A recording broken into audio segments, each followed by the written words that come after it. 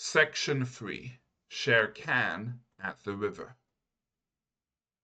Then a voice came from the darkness behind them, and the mood changed. The jungle has become a place for naked little cubs. It was Shere Khan, the lame tiger, walking slowly down to the water. He was thin like the others, but he still carried himself with the same cold arrogance. He stopped at the bank and looked across at Mowgli. "Look at me, man cub." Mowgli looked back at him, steadily and without fear. After a moment, it was Shere Khan who turned away.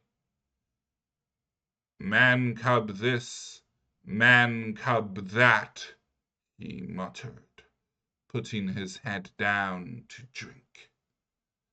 "The cub is neither man nor animal, or he would have been afraid of me."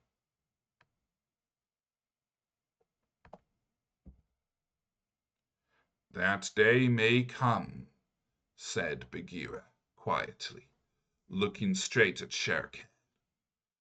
"But what is this, Shere Khan? What have you brought to the Peace Rock?" Dark, oily streaks were spreading from Shere Khan's chin into the water, moving slowly downstream. "Man," said Shere Khan coolly, "I killed one an hour ago." A wave of horror ran along both banks. The animals shifted and pulled back. "Man! He has killed Man!" The whisper grew to a cry, and every eye turned to Hathi. The great elephant said nothing.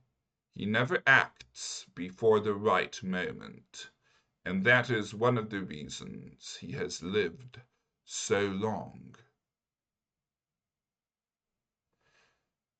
"At a time like this, you killed Man," said Bagheera, stepping out of the water and shaking each paw in disgust. "Was there no other animal to hunt?" "I killed for pleasure," said Shere Khan, "not for food."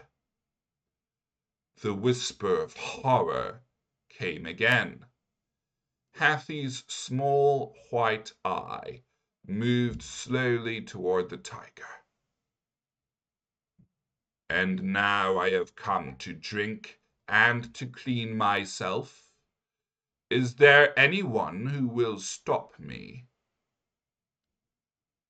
Bagheera's back began to curve like a bamboo in a high wind. But Hathi raised his trunk and spoke, and his voice was very quiet. "You killed for pleasure?" he asked. When Hathi asks a question, it is best to answer honestly. "It was my right," said Shere Khan. "You know this, Hathi."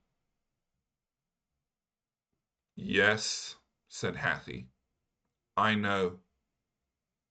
There was a silence. "Have you finished drinking?" "For tonight, yes." "Then go. The river is for drinking, not for dirtying." Only Shere Khan would come to the Peace Rock at a time when we all suffer together and boast of killing a man. Go back to your lair." The last words rang out like a trumpet, and Hathi's 3 sons moved forward half a step. It was enough. Shere Khan turned and walked away into the darkness without a word, because he knew, as every animal in the jungle knows, that when it truly matters, Hathi is the master of the jungle. When he was gone, Mowgli leaned close to Bagheera. "What right is Shere Khan talking about?"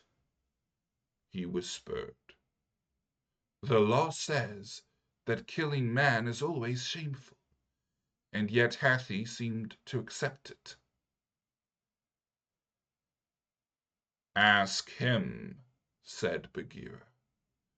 "I do not know, but if Hathi had not spoken, I would have taught that lame killer a lesson myself, to come to the Peace Rock fresh from a kill of man, and to boast about it.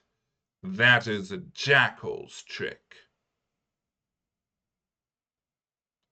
Mowgli took a breath, because no one spoke to Hathi directly without good reason. Then he called out across the water, "What is Shere Khan's right, O Hathi?" Both banks fell silent. Every animal wanted to know.